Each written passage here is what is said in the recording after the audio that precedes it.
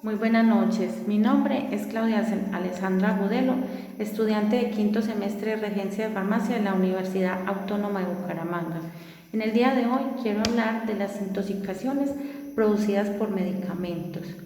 Entonces vamos a recordar que una intoxicación es la entrada de una sustancia en el cuerpo en dosis suficientemente elevadas para producir daño.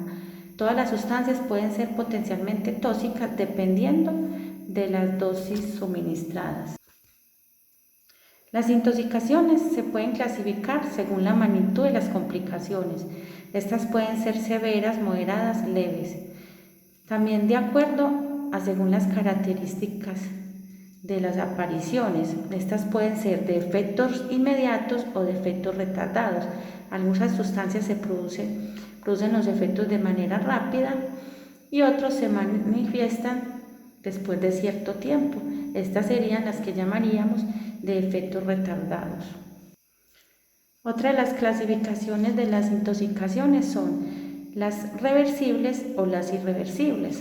Las reversibles es cuando son eliminadas por el cuerpo y no se produce ningún daño.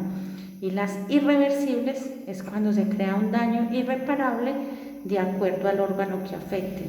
Las intoxicaciones también pueden ser locales o sistémicas. Esto es de acuerdo al daño que haga en el sitio de contacto. Por eso decimos que una intoxicación local, principalmente las sustancias corrosivas, son las que hacen daño en el sitio de contacto. Otra de las clasificaciones que se pueden presentar es según el tiempo de aparición de los síntomas. De acuerdo a esto, se pueden clasificar en agudas cuando el cuadro clínico aparece de inmediato, en menos de 24 horas.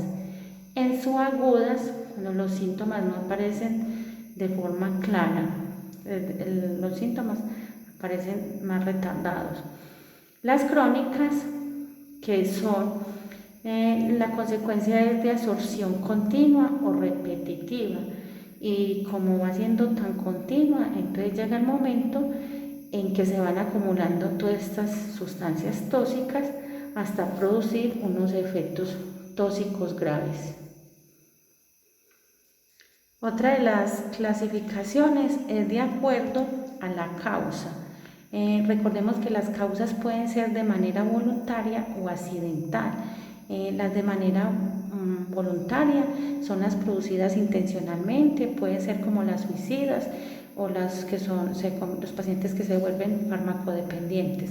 Las de manera accidental son las que más se producen, que son muy frecuentes en los casos de medicamentos. Es ocasionada por confusión de medicamentos, por sobredosis de medicamentos, por interacción de medicamentos, ya sea con alimentos o con otros medicamentos, o cuando son consumidos de manera accidental, y esto se da principalmente con los niños y con los ancianos.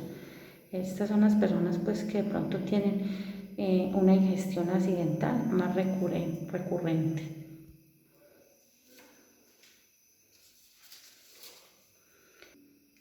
Otra es según la vía de entrada. Recordemos que hay varias vías de administración de medicamentos, pero entre las más comunes son la vía digestiva, que puede llegar ya sea por la boca o por el ano, la vía inhalatoria o a través de la piel o de las mucosas. Algunos de los síntomas que más se producen, los síntomas se producen de acuerdo al tipo de medicamento, de acuerdo a la vía de administración, de acuerdo al tiempo.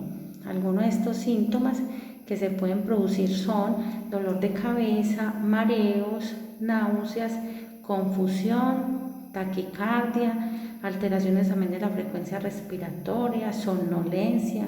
Algunos, por lo contrario, son más hiperactivos, diarrea, dolor abdominal, boca seca, sed excesiva, erupción cutánea, hormigueo en las manos, y algunas personas pueden presentar un sangrado nasal o sangrado espontáneo. ¿Cómo actuar ante una intoxicación o ante una sospecha de intoxicación?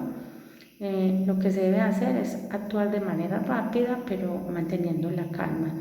Lo ideal es buscar un centro asistencial donde haya personal pues debidamente calificado para atender esta intoxicación y poderla clasificar de acuerdo a su estado de gravedad del paciente o de acuerdo a los síntomas que presente. Hay unas maneras de cómo prevenir todos estos accidentes por medicamentos.